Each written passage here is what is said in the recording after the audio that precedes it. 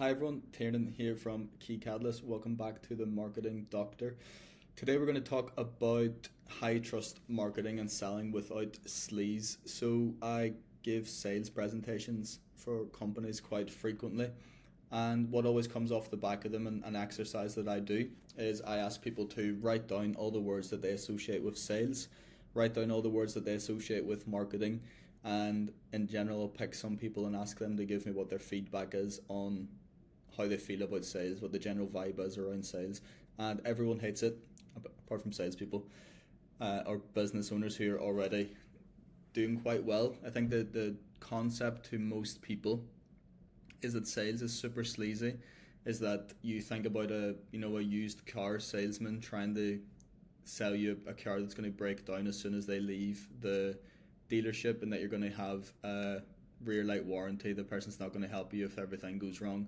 You've given them the money, you end up in a horrible situation with a product that you didn't want in the first place, but the person convinced you to buy, and it all ends up in this kind of sales is awful, anyone who sells must be awful, there's no way that you can trust the salesperson, and there's also some moral judgments around people who are in sales. So I completely disagree with this as a concept, and I'd like to talk about a different concept and a different framing for how you can think about sales, as well as for yourself.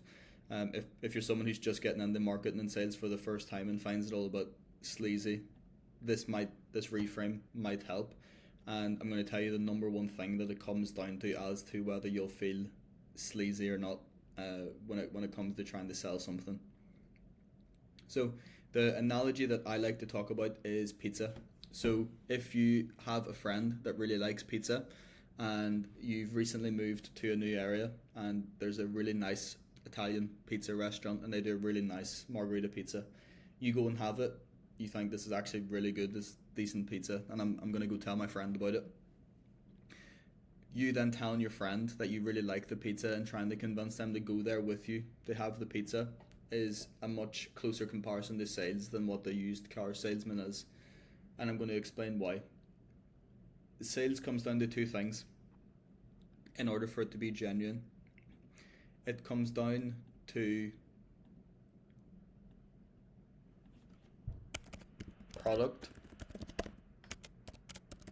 or service quality, and it comes down to right person.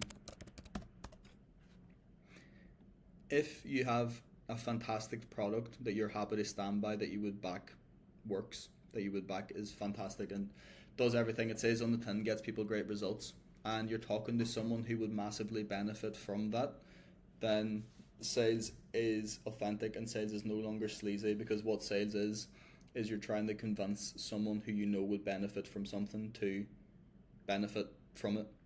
If you had £10,000 and I knew that if you gave me the £10,000 I could without doubt give you £300,000 back, it would be wrong for me to try and not convince you to give me the £10,000, because I know that the benefit that you will get will be so huge that it's worth me trying to convince you to buy.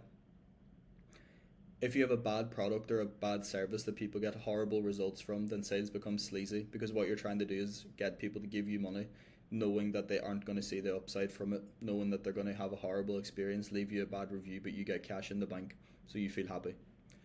That is the core difference between good sales and bad sales. If you have good sales, it's like convincing your friend who likes pizza to go to a new pizza restaurant with you. If you have bad sales, it's like the used car salesman who's trying to sell you something, lies about the product, lies about the quality, lies about how many miles are on the car. That's the big difference between the two.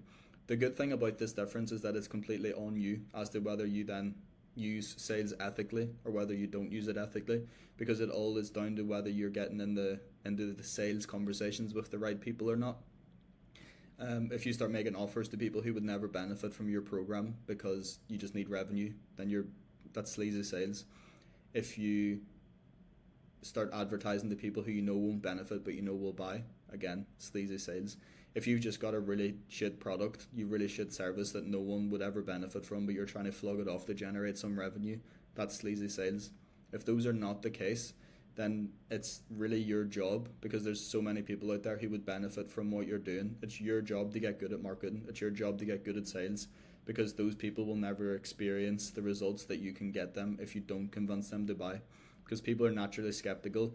It's really difficult to have someone just really see what you do unless you've put thought and effort into how you present it, how you position it, how you talk about it. People will struggle to buy from you without you putting some effort into convincing them to buy or not. Increasing trust with them, thinking about the language that you use, thinking about the offer that you package, and obviously there's so much more that goes into it, but don't feel sleazy when you're thinking about all those things that go into it, so long as you've got the right product or service and you've got the right person.